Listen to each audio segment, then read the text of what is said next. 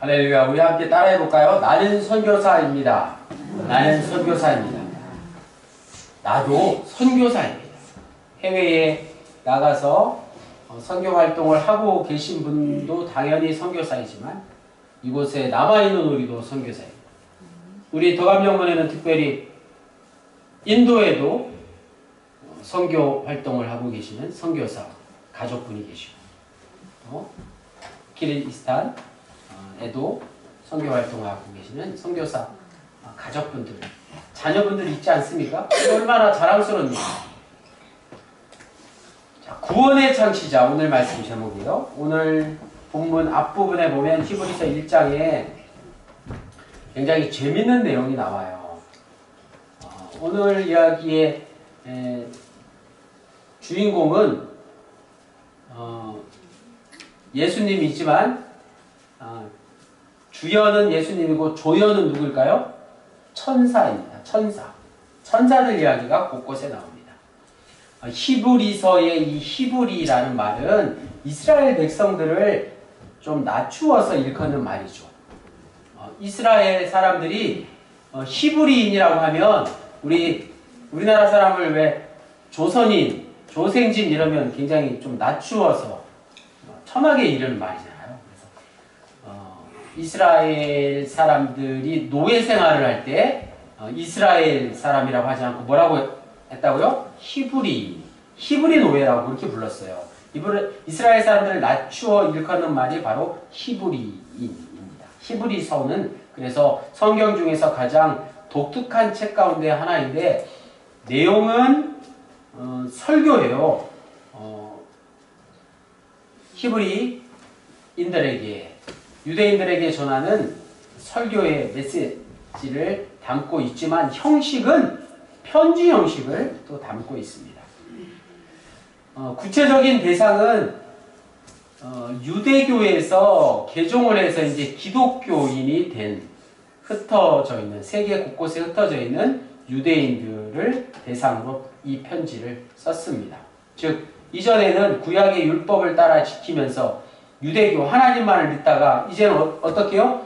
하나님을 믿는 상태에서 율법에 얽매이지 않고 자유하게 됨으로 예수 그리스도를 나의 구주로 영접한 사람들이 바로 유대인 출신 그리스도인이죠. 그래서 유대교에서 기독교로 개종한 이들이 세계 곳곳에 많이 있었습니다. 그들에게 지금 편지를 쓰고 있는 것이죠. 이들은 당시 로마 제국의 박해뿐만 아니라 또 누구에게 박해를 받았을까요? 정통 유대교인들. 여전히 율법과 할례를 강조하며 다시 유대교로 돌아오라고 하는 그 정통 유대교인들에게 핍박을 당했다는 사실입니다. 믿음이 흔들리지 않았을까요? 당연히 믿음이 흔들리는 가운데 유대인 기독교인들에게 오늘 히브리서를 통해서 예수 그리스도는 정말 이런 분이시다. 예수 그리스도는 유일하신 분이시다. 라는 것을 알리는 게 히브리서의 목적입니다. 독특한 점은 예수님을 매우 독특한 관점에서 소개하고 있다는 것이죠. 구약을 기초로 유대인들이 위대하다고 추앙하던 존재들을 예수님과 비교하고 있다는 것입니다. 그 중에 하나가 바로 천사입니다. 유대인들은 천사를 숭배했어요. 요즘도 일부 사람들은 천사를 높이 여기죠. 천사를 굉장히 숭배하는 모습이 남아 있습니다. 구약에는 천사가 하나님의 특별한 일꾼이었기 때문에 그렇습니다. 그래서 오늘날까지 천사를 숭배하는 사람들이 있을 정도입니다. 오늘 우리가 읽은 히브리서 2장 5절에서 12절까지의 본문은 예수님을 바로 이런 천사와 비교해서 예수님은 천사보다 월등히 뛰어나신 분이시다.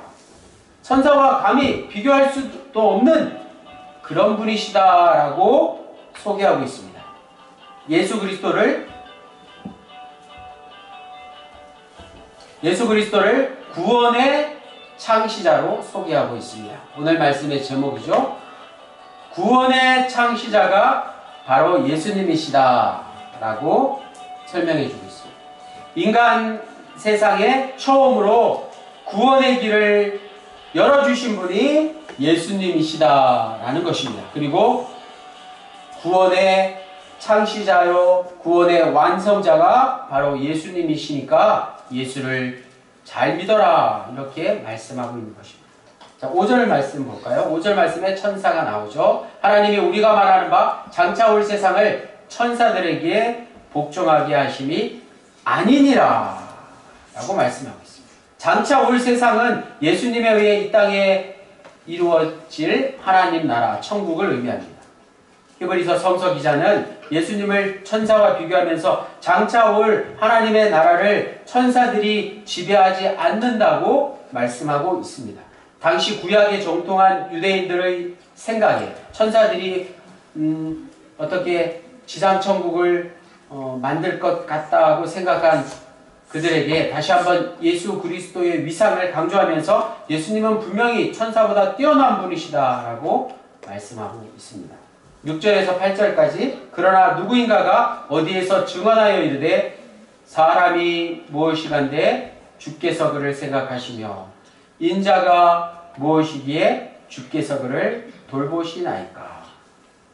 그를 잠시 동안 천사보다 못하게 하시며 영광과 존귀로 관을 씌우시며 만물을 그 발 아래 복종하게 하셨느니라 하였으니 만물로 그에게 복종하게 하셨은즉 복종하지 않은 것이 하나도 없어져야 하겠으나 지금 우리가 만물이 아직 그에게 복종되고 있는 것을 보지 못하고. 자, 성경을 보시면 좋겠어요. 앞에 화면보다 성경 보시면 6절 후반부 중간부터 보면 한 두 칸 정도 오른쪽으로 이렇게 밀려 있죠.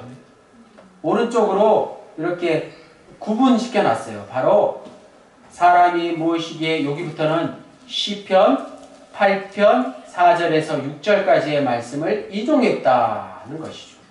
그래서 제가 가진 성경에 이렇게 밑에 내려와 보면 각주라고 해서 시편 8편 4절 이하라고 쓰여져 있습니다. 자, 너무 작은 글씨로 쓰여져 있습니다. 자, 시편 8편 4절에서 6절은 기독교의 핵심을 잘 말씀해 주고 있습니다. 히브리서 기자는 하나님의 아들 예수 그리스도의 낮아지심과 또 높아지심 사이에 일어난 운명의 대전환을 말씀하고 있습니다. 그 근거가 바로 오늘 본문 말씀인데 오늘 본문 말씀을 보니까 시편 8편 4절에서 6절까지의 말씀이다. 그게 기독교의 핵심이 되는 성육신 사건을 말하고 있는 거예요. 뿐만 아니라 시편 8편을 기초로 해서 잠시 동안 예수 그리스도의 죽음과 고난으로 인해 가장 낮은 곳에서 가장 큰 고난을 당하셨지만 이제 부활이라는 영광의 면류관을 받으시는 것으로 대반전을 이루시는 것이 인생에서 역사상 우리가 평생 경험한 것 중에 가장 위대한 사건이라고 말씀하고 있는 것이죠. 예수 그리스도의 저 십자가와 부활이 그런 사건이라는 거예요. 인류 역사상 두 번 다시 일어날 수 없는 가장 위대하고 가장 놀라운 사건이라는 말씀입니다.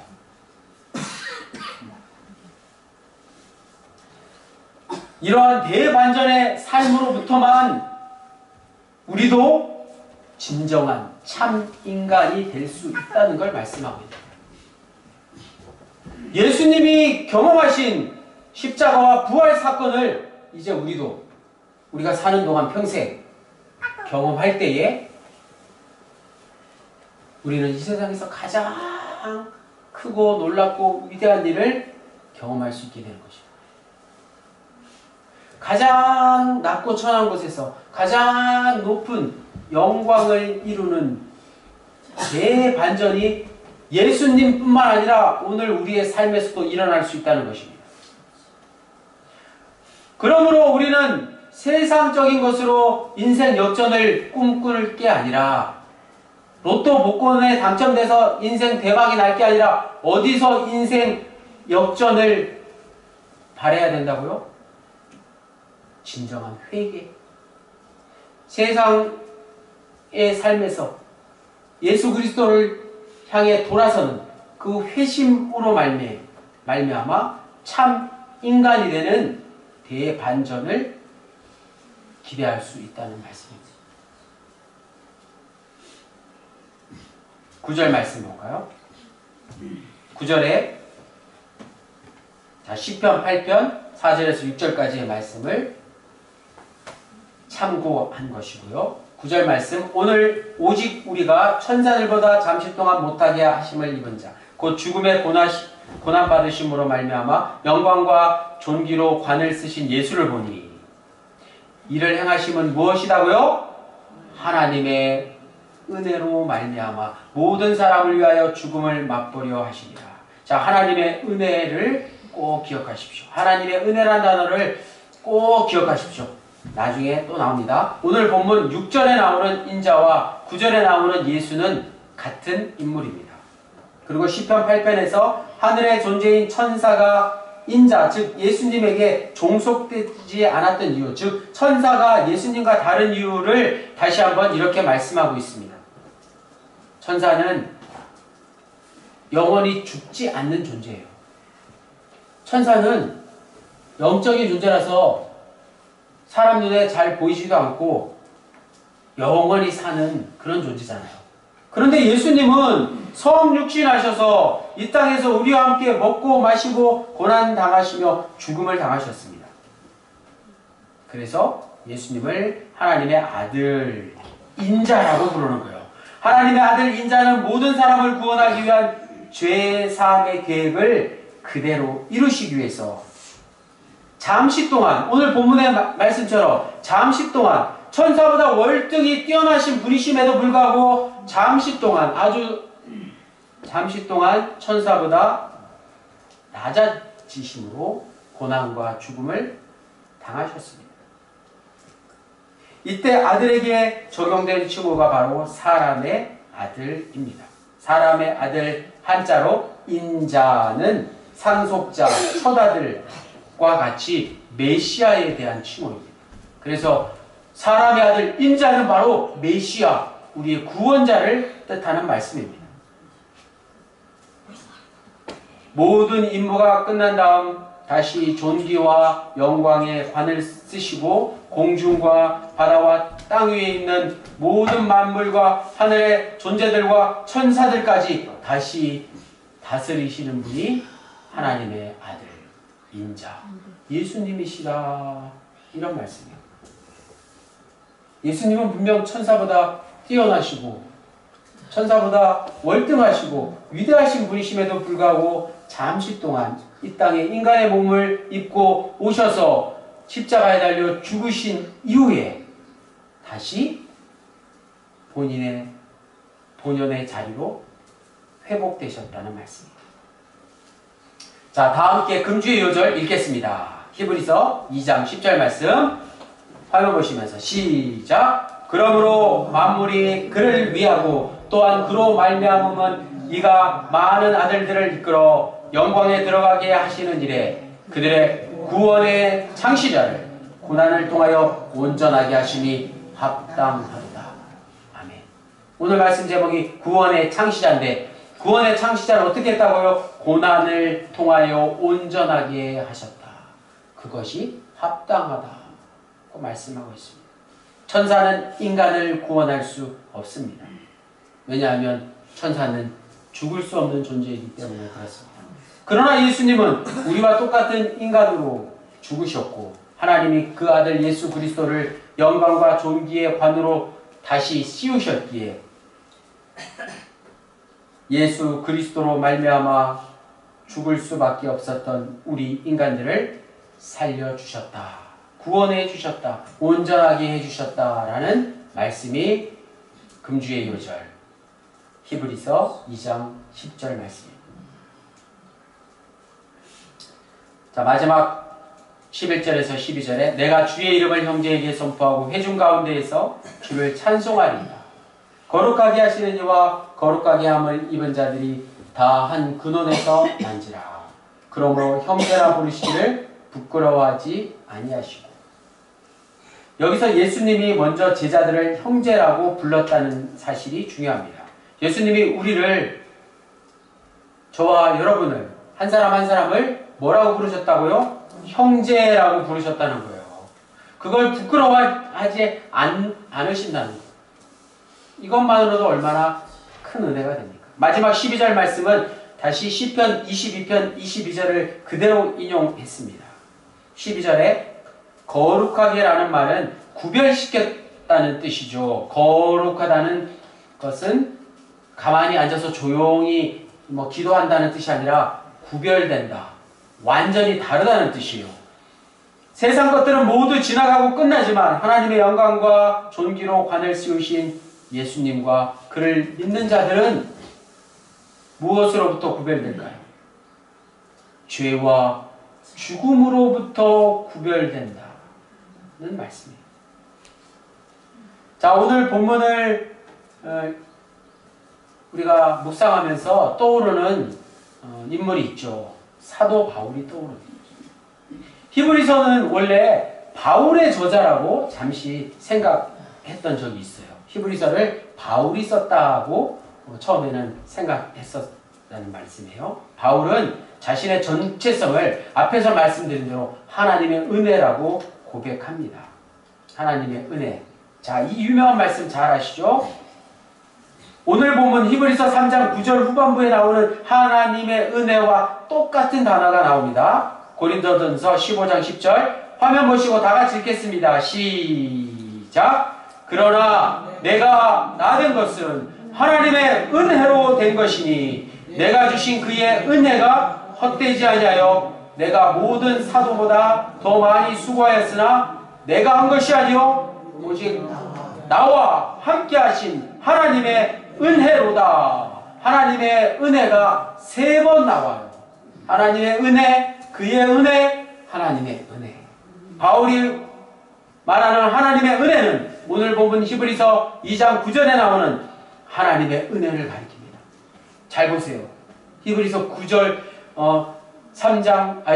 9절에 나오는 하나님의 은혜가 어떤 은혜인지. 우리가 은혜라는 단어를 너무 쉽게 쓰잖아요. 설교자의 설교를 듣고 담임자가 설교를 듣고 은혜 받았습니다. 그리고 또 좋은 일이 있을 때 은혜 받았습니다. 이런 말을 쓰는데 하나님의 은혜는 원래 이런 뜻입니다. 바로 예수 그리스도가 모든 사람을 위하여 죽음을 당하신 것. 그게 하나님의 은혜입니다. 예수님이 저 십자가에 달리셔서 피 흘리시고 죽으신 사건이 하나님의 은혜입니다. 그게 하나님의 은혜예요. 사도 바울이 그걸 말하고 있는 거예요. 더 나아가서 시편 기자는 이렇게 노래합니다. 시편 119편 71절에 고난 당한 것이 내게 뭐라고요? 유익이라. 이로 말미암아 내가 주의 율례들을 배우게 되었나이다. 담임사관은 말씀을 준비하면서 시편 기자와 바울 사도의 말씀이 너무나도 서로 연결되어 있구나. 이걸 느꼈습니다. 오늘 우리가 지금 겪고 있는 모든 일들이 다 하나님의 은혜요. 심지어 고난마저도 유익이라고 말씀드릴 수밖에 없는 거예요. 제가 감히 고난을 미워하자는 게 아닙니다. 고난을 좋은 것이라고 꾸미고자 드리는 말씀이 아니라는 뜻입니다. 예수님의 저 십자가를 바라보면 고난이란 오히려 유익이라는 게 분명합니다. 그게 아직 나의 것은 아닌 것 같을 때가 있기는 합니다. 하지만 하나님과 함께 고난을 끌어안고 살아갈 때 그 고난은 더 이상 고난이 아닙니다. 고난은 상상할 수 없는 보화를 담고 있기 때문입니다. 오늘 우리가 겪고 있는 고난이 크건 작건 간에 하나님이 함께 하신다는 이 귀한 진리를 한 조각만이라도 알아볼 수 있다면 그보다 더 귀하고 고마운 일이 세상에 또 어디 있겠습니까? 우리가 당하는 고난이 하나님이 함께 하시는 것이라는 사실을 깨달으면 그 고난은 그 무엇과도 바꿀 수 없는 가장 귀한 보화가 된다는 말씀입니다. 더 나가서 우리가 맞이하게 될 우리 모두가 피할 수 없는 죽음이라는 것도 그렇습니다. 죽음을 맞이하는 순간은 비록 두렵지만 죽음 너머의 세계에는 분명 지금까지 우리가 누릴 수 없었던 신비로운 것이, 아니 우리가 그동안 이 세상에서 누릴 수 없었던 그 기쁨 이상의 것이 우리를 기다리고 있기에, 우리를 반갑게 맞이해 주기에 우리는 고난뿐만이 아니라 죽음마저도 달기에 맞이할 수 있습니다. 그게 바로 죽음을 극복하고 죽음을 이기신 예수 그리스도의 부활 생명입니다. 사랑하는 더감영문의 군우님들, 오늘 말씀의 제목 구원의 창시자는 고난을 이기시고 부활하신 예수 그리스도십니다. 사진에 보시는 것처럼 한국 구세군의 개척자 허가두 초대 사령관과 더 나아가서 구세군의 창시자 윌리엄 부스를 그리고 캐서린 부스를 뛰어넘어서 진정 구원의 창시자가 누구신가를 아는 게 중요합니다. 한국 구세군의 개척사관과 구세군의 창시자를 아는 것도 중요하지만 그보다 훨씬 더 중요한 것은 이분들을 뛰어넘는 이분들이 따르고자 했던 이가 누구신가? 바로 예수 그리스도 아니십니까? 구원의 창시자는 예수 그리스도십니다. 고난을 이기시고 부활하신 예수 그리스도만이 가장 중요한 이 세상에 그 누구도 할 수 없는 일을 하신 것이죠. 구원을 창시하신 이가 세상에서 가장 큰 일을 하신 이이십니다. 지난 10월 1일이 바로 한국 구세군 개전 제116주년이었습니다. 오늘 우리가 부른 구세군 찬송가 809장을 작시한 영국 출신의 선교사가 로버트 허가드, 1891년에서 1935년까지 삶을 사셨습니다. 그는 최초의 한국 구세군 사관이자 한국 구세군 제1대 사령관이십니다. 찬송시에 반복해서 나오는 단어가 뭐죠? 우리가 부른 809장 찬송 후렴부에 계속 반복해서 나오는 게 허가두 사령관이 작시한 찬송가에는 예수님을 갈릴리의 주님이라고 고백하고 있습니다. 오 갈릴리의 주, 오 갈릴리의 주. 허가두 사령관이 왜 갈릴리의 주님을 기억했을까요? 왜 그냥 예수님 아니고 그냥 주님 아니고 꼭 갈릴리의 주님이어야 했을까요? 갈릴리는 예수님의 첫 번째 사역지였을 뿐만 아니라 예수님이 그토록 고난당하셨던 곳 아니겠습니까? 중요한 건 주님의 사역이 시작된과 동시에 그것은 예수님의 고난의 시작이기도 했다는 사실이에요. 물론 예루살렘에 입성하셔서 본격적으로 십자가를 지신 것이 가장 큰 고난이셨지만 모든 사역자들에게 사역의 시작은 곧 무엇의 시작이라고요? 고난의 시작이라고 말할 수 있습니다. 사도 바울 역시 제1차, 2차 세계 선교여행 때 이고니온에서 본격적인 고난을 경험했습니다. 왜 이고니온이 본격적인 고난의 시작이 되었을까요? 이방인이 아닌 자신의 동족 유대인들에게 모함을 당하며 한밤중에 피신하는 수모를 겪어야 했기 때문에 그렇습니다. 그 얼마나 큰 고통이었을까요? 한국 구세군의 창시자 1대 사령관 허가두 사관님과 구세군의 창시자 윌리엄 부스와 캐서린 부스, 그리고 초대 담임사관 덕암정문의 초대 담임사관 부위 누구죠? 이항경 사관님. 이 세 분의 이름을 꼭 기억하십시오. 네 분의 이름, 캐서린 푸스까지. 허가두, 윌리엄 푸스, 캐서린 푸스, 이항경. 이분들의 이름을 기억하시는 것도 중요하지만 더 중요한 건 이들 모두의 사역 가운데 고난이 함께했다는 사실. 초대 개척 사관이 그리고 구세군을 처음 창시한 이가 한국 구세군을 처음 이곳에 들여와서 선교를 시작한 이가 어떤 고난을 당했을지 상상해 보십시오. 그걸 우리가 기억해야 하는 것입니다. 그렇다면 오늘 우리가 지금 우리가 생각하는 선교는 어떤 것입니까? 꼭 외국에만 나가야 선교입니까? 비행기를 타고 배를 타고 멀리 해외 선교 여행을 가야만 그게 선교일까요? 오늘 우리의 선교 역시 결국 사역의 시작과 함께 고난을 당하는 것, 그게 선교입니다. 선교는 결코 해외여행이 다가 아닙니다. 공항에서 뭐 단체로 선교 간답시고 면세점이나 들리고 또 선교 현장에서 값싼 물건이나 사려고 한다면 그거는 선교 여행이 될 수 없습니다.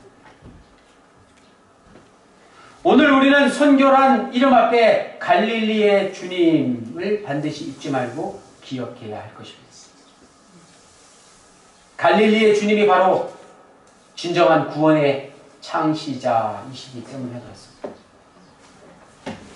구원의 창시자 예수 그리스도를 늘 기억하시고 남은 사역을 잘 감당하시는 저와 여러분 우리 모두가 되시기를 주님의 이름으로 간절히 축원합니다. 기도드리시겠습니다.